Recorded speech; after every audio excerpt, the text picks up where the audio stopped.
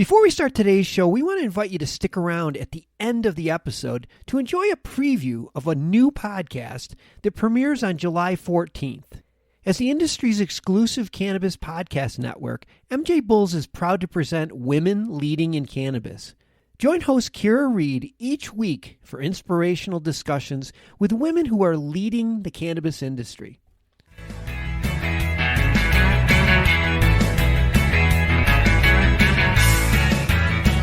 Or capital to grow their business, or they're in the process of buying an existing property. And we just did a deal recently for a ground-up grow facility that was actually raw dirt. They got it entitled, they got it approved and licensed through the city, and now they're going vertical and building a custom grow house. So we do all new construction, existing buildings, any type of real estate-backed loan for the cannabis industry.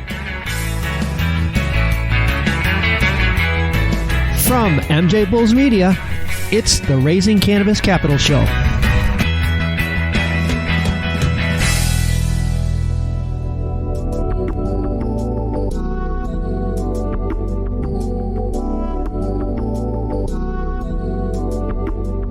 Today in Raising Cannabis Capital, the investor spotlight is shining on Victor Mitchell from Lead Funding. Victor, welcome to the show.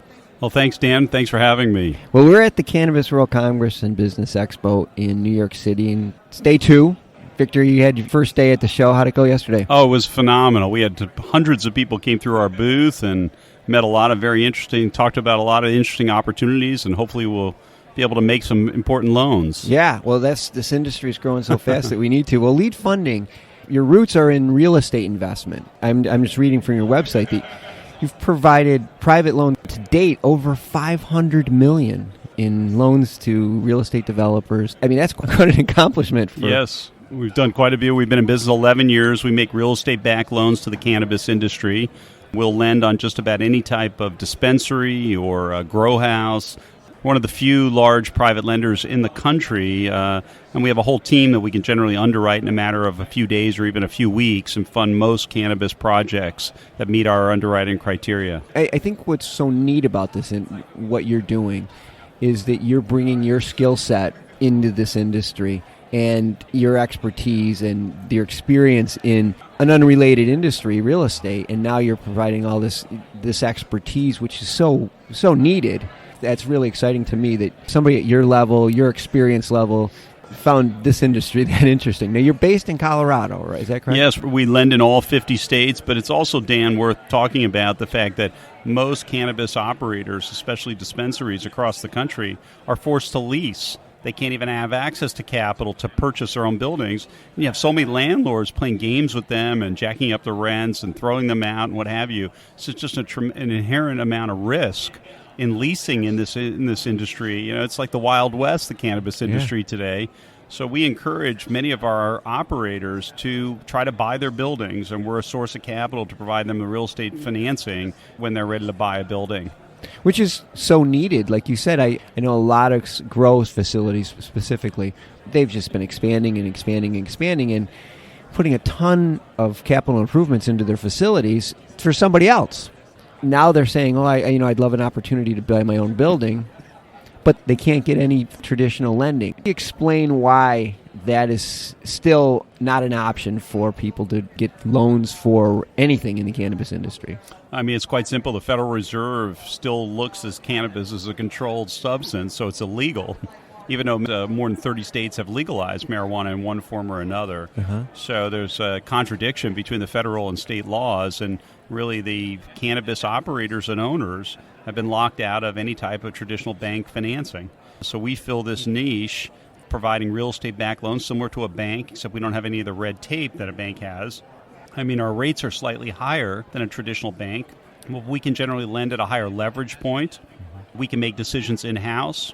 And we understand and appreciate the cannabis operators. I mean, we have a great amount of respect for what they're doing. I think it's exciting what they're doing, and I think at some point in time in the coming future, we believe that, it will become legal to bank and to finance properties through traditional institutions. But in the interim, we're providing an important niche. Yeah, and I love on the website, it talked about how quickly you turn around loans. This, to me, just blows my mind.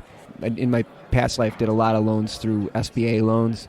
and how long that process was. Give it an idea how quickly you can turn something we have around. a proprietary valuation tool that we use internally, but on most cannabis loans, they're unique properties, so we do require an outside appraiser. That's the longest delay in the whole thing. Assuming we can get an appraisal done in a couple weeks, we can fund within a couple weeks.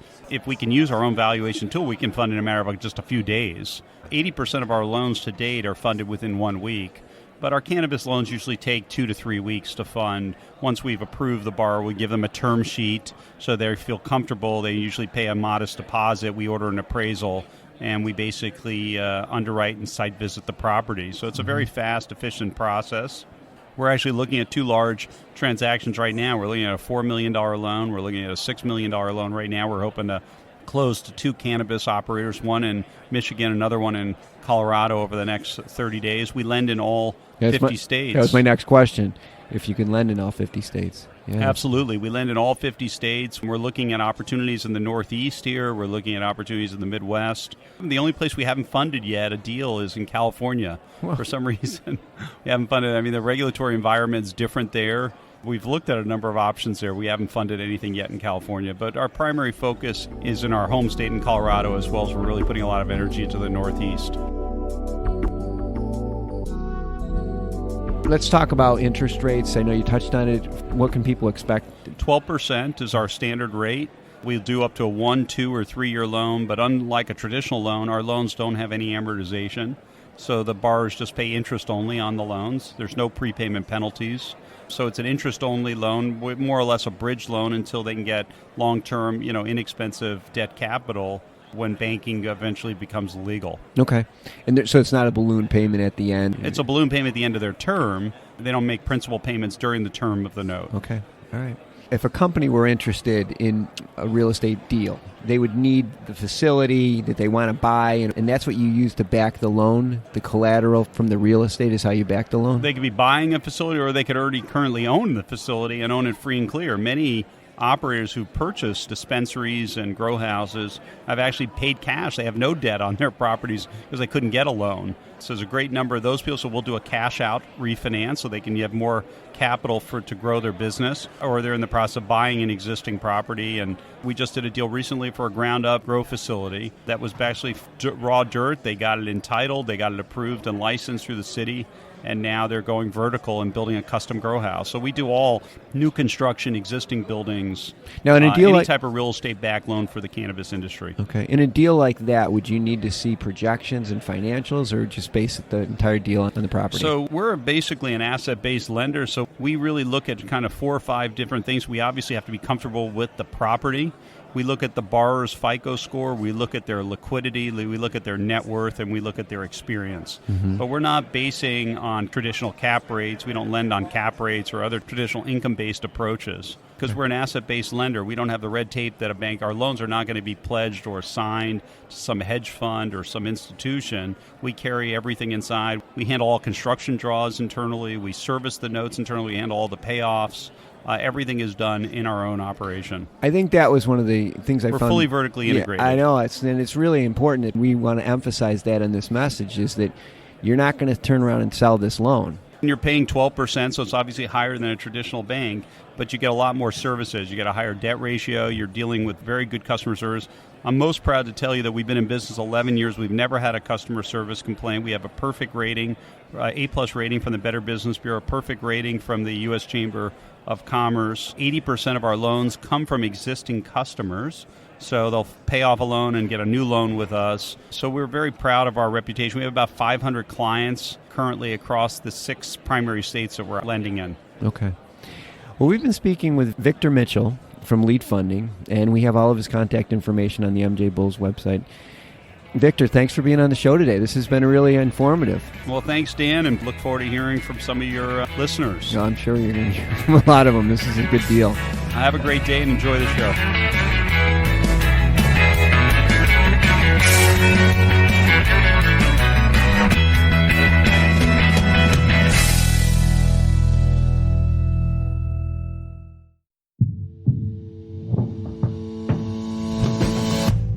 Tell me, boy, you make me so bored. You need to walk the other way.